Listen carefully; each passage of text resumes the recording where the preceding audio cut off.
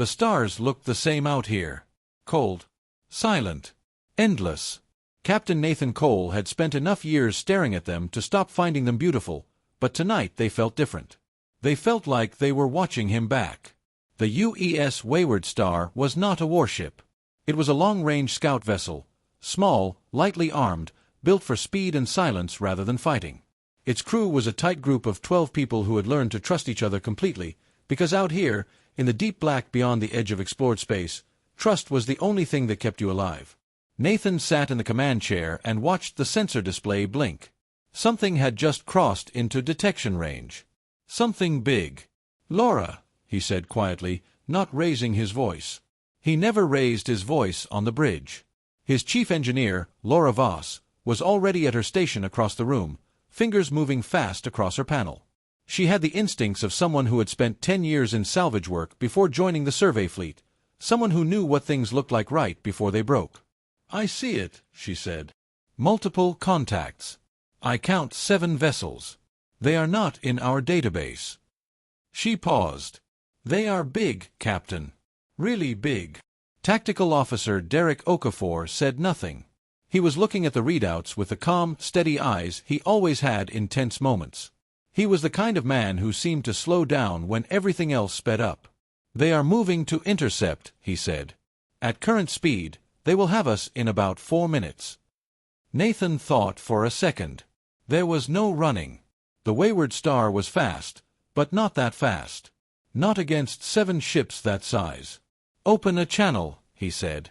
"Let us see what they want." The screen flickered and then filled with the face of something that was not human. It was tall, with gray-green skin stretched tight across a narrow skull, and 4 eyes arranged in a wide horizontal line. It wore dark armor decorated with markings that meant nothing to Nathan, but the look on its face was something he understood perfectly. It was the look of someone who expected no trouble. The creature spoke. A translation system built into the Wayward Star worked quickly, turning the alien sounds into flat, mechanical English. "Primitive vessel. You have entered the territory of the Keth Dominion. You will power down your ship and prepare to be boarded. This is not a request." Nathan kept his expression calm. "We were not aware this was claimed territory," he said. "We are a survey ship. We carry no weapons beyond basic defense. Can we discuss this?" "There is nothing to discuss," the alien said. "Power down. Now." Nathan smiled politely and turned to cut the audio link for a moment. "Laura," he said softly, "how long do you need?" 3 minutes, she whispered without looking up. He turned the audio back on. "We are happy to cooperate," he told the alien. "Let me just make sure my crew is informed. Out of courtesy, you understand." The alien stared at him. It had not expected courtesy. Nathan kept talking. He talked about survey protocols and navigation logs and interstellar law, all of it meaningless stalling. He watched Derek out of the corner of his eye. Derek was running quiet calculations on the tactical board, his finger tracing something on the screen that looked like a curved path through the debris field behind them. Laura looked up and gave Nathan a small nod. "Thank you for your patience," Nathan said to the alien on the screen, and then cut the channel entirely. "Do it," he said. What happened in the next 40 seconds was not heroic in any classic sense. It was not dramatic or loud. It was precise. Laura fired the ship's gravity drive at an angle she had spent the last 3 minutes calculating, a slingshot maneuver that used the mass of a nearby asteroid cluster to throw the Wayward Star like a stone from a spinning arm. The ship lurched hard. Someone on the crew grabbed a handhold. The lights flickered. The Wayward Star came out of the maneuver at a speed and angle that no one on those 7 ships had expected. The first Keth patrol cruiser tried to track them but was too slow to respond. Derek fired the ship's single forward weapon, a mining-grade pulse cannon, not a military weapon, at the cruiser's engine section with timing so exact it looked like he had done it before. The cruiser split apart in silence. The second cruiser was trying to come about when the Wayward Star was already past it, diving into the debris cloud. Laura cut the engines. The ship went dark and cold in under 20 seconds, bleeding off heat through emergency vents, making itself invisible to sensors. Nathan sat in the dark and listened to the sound of his own breathing. 2 contacts destroyed or disabled, Derek said quietly. The remaining 5 are searching the debris field. They have not found us. Good, Nathan said. He looked around at his crew. Nobody was smiling. They all understood what had just happened. They had survived. But they had also, without choosing to, started something much larger than themselves. 3 days later, in the command chamber of the Keth Dominion's 7th Battle Fleet, Admiral Varek the Unyielding reviewed the incident footage 17 times. His staff told him it was an accident. A lucky shot. A primitive species with no real military power. Varek said nothing. He watched the tiny human ship vanish into the debris cloud, and he felt something he had not felt in 40 years of conquest. He felt uncertain. He authorized a punitive fleet of 40 warships. The order was simple. Find the humans. Make an example of them. End it quickly. He did not know he was already too late. The Aldrich Line was not a place anyone chose to live. It was a string of outposts, mining platforms, relay stations, a couple of colony ships that had stopped moving and become communities, scattered across a stretch of deep space that was technically the edge of human-explored territory. The people who lived there were tough, practical, and used to being a long way from help. Rear Admiral Grace Huang had been stationed there for 2 years. She commanded the 3rd Frontier Patrol Group, a collection of 15 warships that were older than she would have liked, crewed by people she trusted more than she could say. Her flagship was the UES Resolute, a heavy cruiser that had been repaired so many times it was almost a different ship than the one that had launched 20 years ago. She liked it that way. Old repairs meant somebody had cared enough to keep it flying. She was reading the after-action report from the Wayward Star when the early warning sensors lit up across every screen on the bridge. 40 contacts, her sensor officer said. The young man kept his voice even, but his hands had stopped moving for just a moment, one quick, involuntary pause, before he got back to work. They are coming in fast. Formation is aggressive. No diplomatic signals. Grace set down the report. She had already read the part she needed to read. She knew what this was. All ships, battle stations, she said. Signal the civilian platforms. Full evacuation protocols. Move everyone to the secondary shelters in the inner belt. She looked at her tactical display. 40 against 15. This is going to be interesting, she said quietly, and almost smiled. The Battle of the Aldrich Line lasted 4 hours.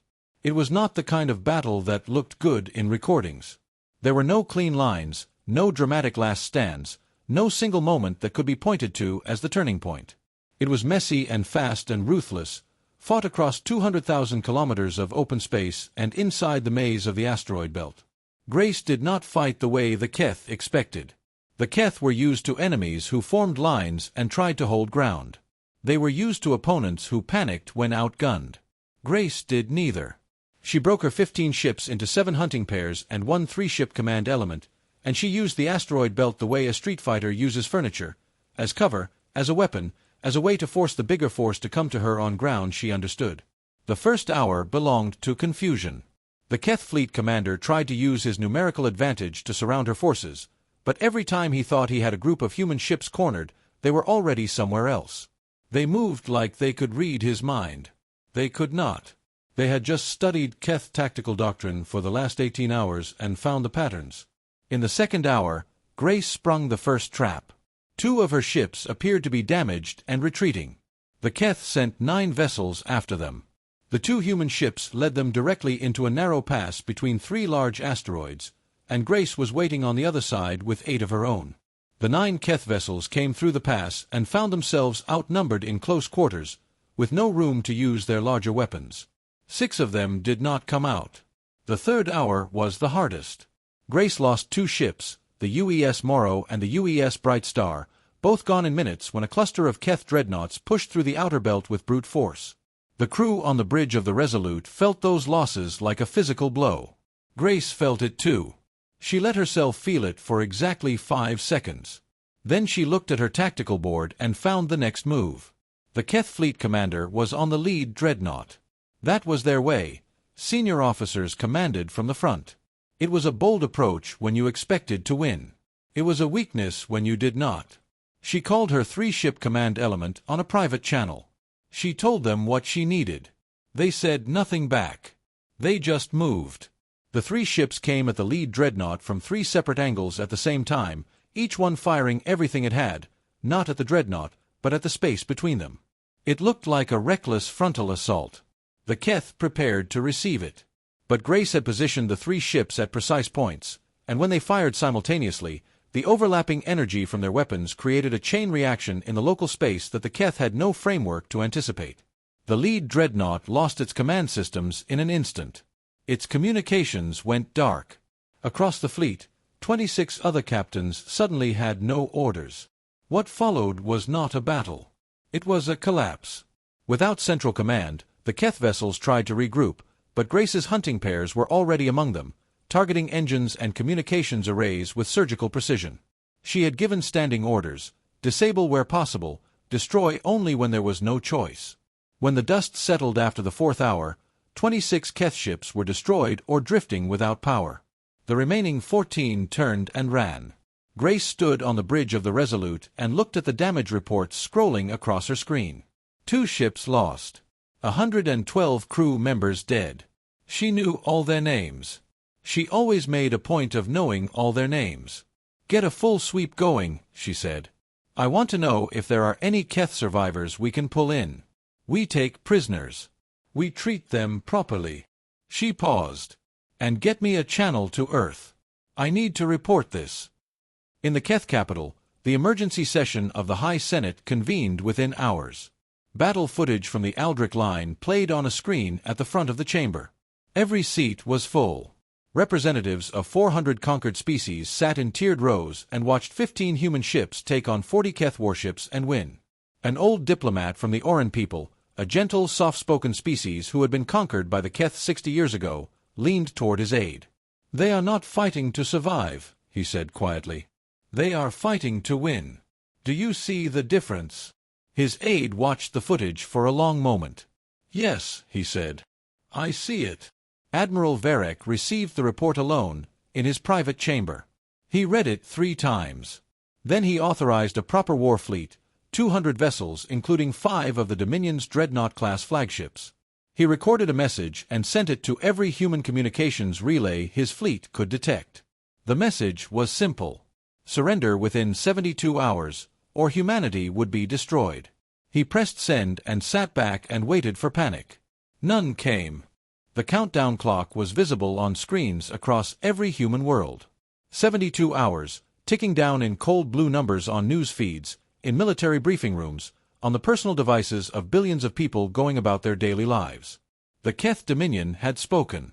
The galaxy was waiting to see what humanity would say back. Fleet Admiral Constance Webb said very little. She was not a dramatic woman. She had risen through the ranks of United Earth Navy over 35 years by being consistently, relentlessly competent, not by being loud or inspiring or photogenic. She was short, gray-haired, and had a habit of sitting very still when she was thinking, which made junior officers nervous because they could never tell if she was planning something or simply waiting. She was usually planning something. She read Varek's surrender demand aloud to her senior staff in the Admiralty War Room on Earth. She read it in a flat, neutral voice, the same tone she used for weather reports and fuel consumption figures. Then she folded the printed copy, set it on the table in front of her, and looked around the room. "Thoughts," she said. Her staff gave her the analysis she already knew. 200 Keth vessels. Dreadnought-class flagships. 91 hours out at current approach speed. The frontier patrol groups could not hold that force. More ships would need to be committed. The situation was serious. Webb listened to all of it and nodded. "Good," she said, when they were done. "Prepare a response." Her communications officer picked up a stylus. "What should it say, Admiral?" "Nothing," she said. "It should say nothing. I want a set of coordinates and a timestamp. Send it to every Keth military relay in range." The officer paused. "Just coordinates." "And a timestamp," Webb said. "They will come."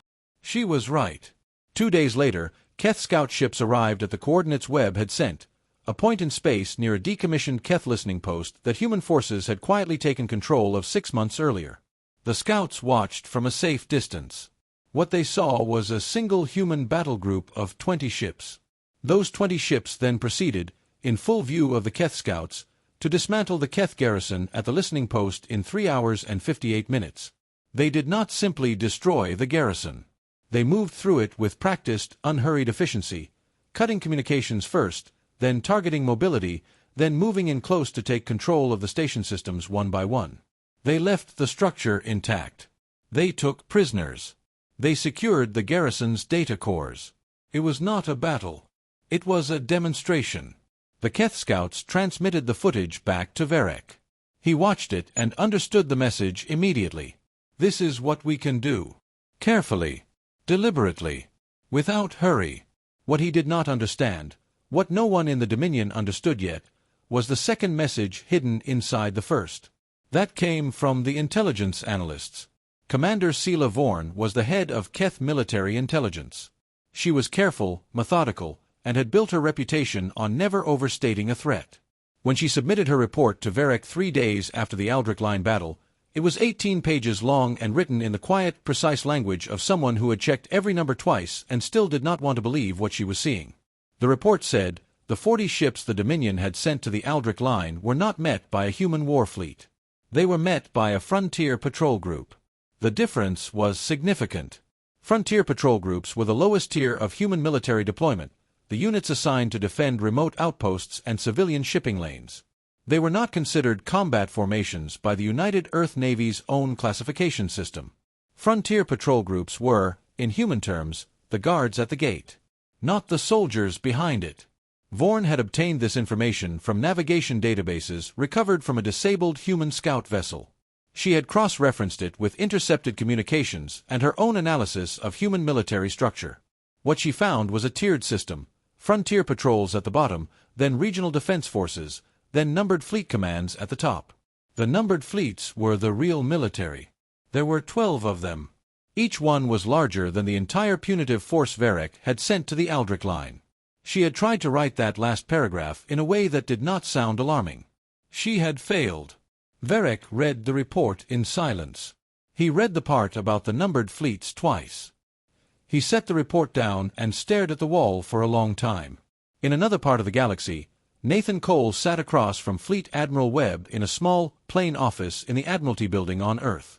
He had been debriefed, given medical clearance, and quietly told that he was being considered for a commendation. He had not slept well.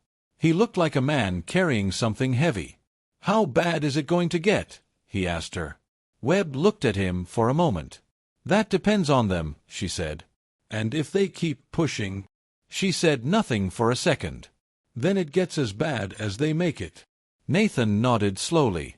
"The Wayward Star crew, are they being reassigned?" "Not yet." She stood, which was her way of ending a meeting. "You started this, Captain. I thought you might want to be there when it finishes." Nathan stood too. He was not sure if that was a privilege or a warning. He decided it was probably both. Later that day, 3 of the 12 numbered fleets quietly changed course. They did not announce it. There was no broadcast, no press conference, no diplomatic signal sent to the Keth Dominion. They simply began moving, large, well-armed, fully crewed formations heading toward secondary approach vectors that the Dominion had not been watching. They were not attacking. Not yet. They were positioning. They were patient. They were waiting. The countdown clock had run out. But the real clock had only just started.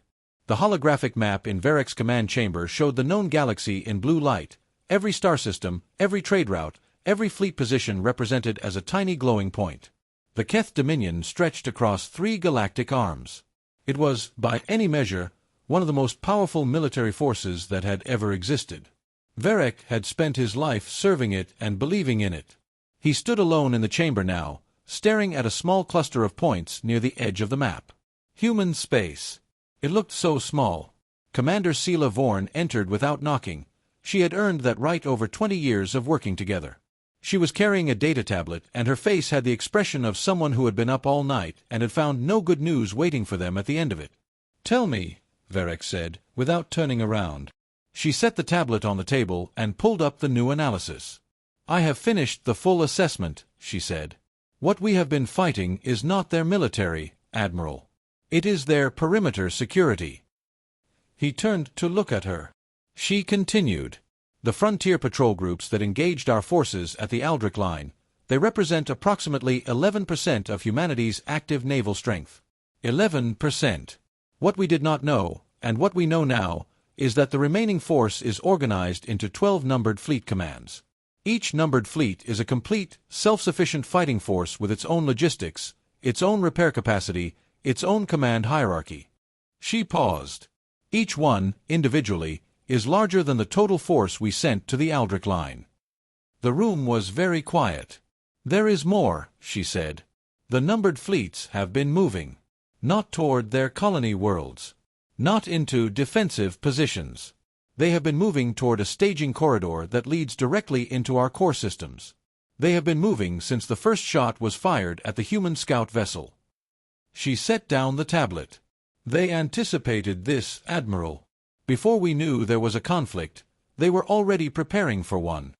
Varric sat down. It was a small gesture, barely noticeable, but Sela Vorn had never seen him sit during a briefing before. How long, he said. At current movement rates, the full complement of human-numbered fleets could reach our central systems in approximately 3 weeks. However, she hesitated, which she almost never did, 3 of the 12 have already crossed into Keth space through secondary vectors. We did not detect them until 48 hours ago. Why not? Because we were not watching those vectors, she said simply. We never needed to before. No species has ever approached us from that angle. She looked at him directly. No species has ever had enough ships to split their forces and still outnumber us at every point of contact. Varric stood again. He walked to the map and looked at the 3 small indicators that now sat, blinking quietly, deep inside the territory that had been Keth space for 400 years. 3 full numbered fleets. Not attacking. Not making demands.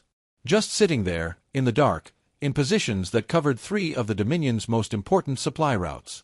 They are waiting, he said. Yes, Vorn said. For what? I believe they are waiting for their admiral to give an order. That is all. Just an order. On the other side of the political division of the Keth Senate, a quiet meeting was taking place that Varric did not know about yet.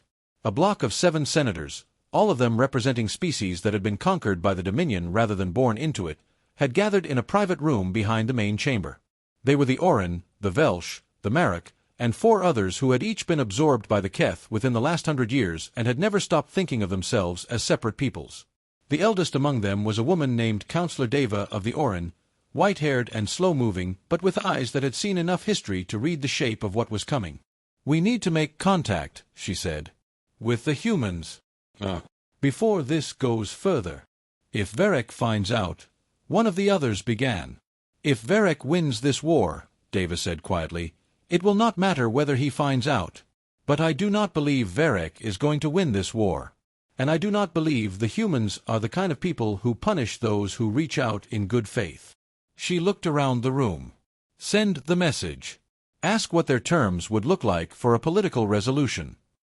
The message was passed through back channels to a human diplomatic liaison on a neutral station 3 days later. It was brief and carefully worded, and it asked one question. If a political settlement were possible, what conditions would humanity require?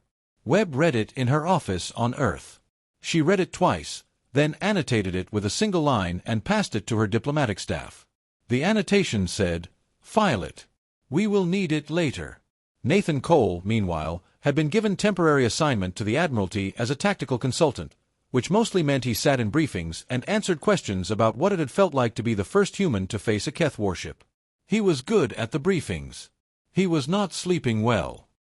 He found himself thinking often about Derek Okafor, who had been reassigned to a destroyer in the 4th Numbered Fleet, and Laura Voss, who had gone back to the Wayward Star, now fully repaired and already out on another survey run. He thought about the night they had gone dark in the debris field and listened to Keth ships searching for them in the silence. How quiet the ship had been. How steady everyone had stayed. He had not known, at that moment, what they had started. He was not sure he would have done anything differently if he had. Varric convened his war council and made the decision that his intelligence chief had feared he would make. He would not wait for the numbered fleets to reach his core systems. He would not negotiate. He would not retreat. He would take every ship the Dominion had, every reserve, every patrol vessel, every dreadnought, and push forward in a single overwhelming strike. He would break humanity's will before they could concentrate their full strength. It was the kind of decision a commander made when the numbers had turned against him and he refused to accept it. Sela Vorn submitted her formal objection in writing, as protocol required. Varek noted it and overruled it. She filed it away and said nothing more. She had done what she could. The rest was now in motion. The Keth Grand Armada was the largest military force the Dominion had ever assembled. 614 warships moving in tight formation, dreadnoughts at the front like the heads of enormous hammers. It was an expression of 400 years of power, every campaign, every victory, every conquered world distilled into one overwhelming show of force. It crossed into the space between the two powers in the early hours of the 22nd day after Nathan Cole had fired that first shot at the Keth patrol cruiser. The scouts ahead of the Armada found nothing. Open space. Stars. Silence. No defensive line, no waiting fleet, no sign of the numbered fleet formations that intelligence had warned about. The Keth Grand Admiral, a veteran commander named Orath, allowed himself a small moment of satisfaction. Perhaps the intelligence had been wrong. Perhaps the humans had lost their nerve after all. Then his communications officer said, "Admiral, we have a contact. One vessel. Small. It appears to be sitting directly in our path." Orath looked at the sensor feed. It was the Wayward Star. Nathan Cole's ship, the tiny scout vessel that had started all of this, was floating alone in open space, directly ahead of 614 warships, with its running lights on. A channel request came in. Orath, curious despite himself, accepted it. Nathan Cole appeared on the screen. He looked tired. He also looked completely calm. "This is Captain Nathan Cole of the United Earth ship Wayward Star," he said. "You have entered a fire corridor. I am asking you to reverse course. You have 60 seconds to begin doing so before I pass an order." Orath looked at his staff. His weapons officer looked back with an expression that asked whether this was some kind of joke. "You are one ship," Orath said. "One small ship. Against 600. "I am not the ship you need to worry about," Nathan said. He glanced at the timer on his console. 50 seconds. "There is nothing on our sensors," Orath said. "Your fleet is not here." "I have 12 fleets," Nathan said simply. "You have only ever met the people who guard our edges. You have never met the rest." Orath looked out at the empty stars and felt the first cold finger of doubt move across his certainty. Then his sensor officer's voice cut through the silence, fast, rising, stripped of all professional calm. "Admiral, contacts. Multiple contacts. I am reading." The officer stopped. Started again. "I am reading contacts on all bearing vectors. Port, starboard, fore, aft, above, below. Multiple formations. They are," a pause. "They are very large, sir." Nathan's 60 seconds ran out. The order went out from Fleet Admiral Webb simultaneously to all 12 numbered fleets. It was a single word. The word was, "now." What followed was not a battle in the way the Keth had ever understood battles. It was not two forces meeting head-on. It was something more like the closing of a hand, 12 fleet formations dropping out of their staging positions from 6 different vectors at once, each one precisely positioned to cut the Keth Armada into isolated segments before the Dominion commanders could communicate and react. The Keth were not slow. They were not incompetent. They responded as well as any force could have responded to something they had no framework to expect. But the human-numbered fleets had been positioned for 3 weeks. Every approach vector had been mapped. Every Keth communication channel had been compromised. Every escape route had a fleet already sitting in it. Grace Huang, leading the 3rd numbered fleet from a new flagship, found the right flank of the Keth Armada and drove through it like a knife through paper. The commander who had won the Aldrich Line with 15 ships now had 94, and she fought with the same cold precision, the same patient ruthlessness that had destroyed 40 Keth vessels a month ago. Webb's standing orders were in effect across every ship in every fleet. Offer surrender before final engagement. Disable before you destroy. Take prisoners. Treat them well. The orders were followed. Humanity did not fight with cruelty. It did not need to. It fought with efficiency and patience, and the deep, steady confidence of a species that had known this moment was coming since the first shot was fired at the wayward star, and had spent every hour since then getting ready for it. 36 hours after the order was given, the Keth Grand Armada had ceased to exist as a fighting force. 200 vessels were destroyed. 308 were disabled or had surrendered. 6 had escaped. Oritha's flagship, its engines crippled, was boarded by a team from the 7th Numbered Fleet. Derek Okafor led that boarding team. He found Varek in the Admiral's private chamber, not the Grand Admiral of the Armada, but Varek himself, who had insisted on being aboard for the final push. The old Admiral was sitting at his command table with his hands folded in front of him. He looked up when Derek entered and said nothing for a long moment. "How long were you planning this?" Varek asked finally. Derek thought about it honestly. "We were not planning it," he said. "Not exactly. But we were ready for it. There is a difference."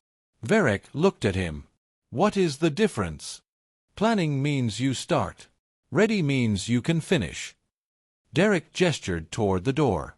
"Come on. We treat prisoners well." Varek stood slowly and walked toward the door. He paused once and looked back at his empty command chamber, at the star maps, the battle displays, the symbols of 400 years of power, and then he kept walking. On Earth, and on every human world, the news came in waves. Not celebration, exactly. Something quieter than that. Something that felt more like relief, and more than a little like the weight of responsibility settling in. In the Keth capital, the Senate chamber was preparing for its first session of what would become the Galactic Reconciliation Assembly. Councillor Deva of the Oran sat in the front row. Human diplomatic staff filled the right side of the chamber. The message she had sent weeks ago, ask what their terms would look like, had been answered with something she had not fully expected. The terms were not about punishment or conquest. They were about structure, about law, about building something that could last. Fleet Admiral Webb took her seat at the head of the table and looked around the room. She looked at the faces of species that had been conquered, and species that had done the conquering, and one species that had arrived at the edge of this galaxy 4 months ago in a small survey ship and had refused, quietly and completely, to be pushed around. "Let us begin," she said. The war had lasted 4 months from first contact to ceasefire. The Dominion's 400-year record of conquest had ended not because humanity was the strongest or the most advanced or the most ruthless. It had ended because when the Keth fired that first shot at the wayward star, they had made a single fatal miscalculation. They had assumed that what they saw was all there was. They had not known they were looking at the beginning.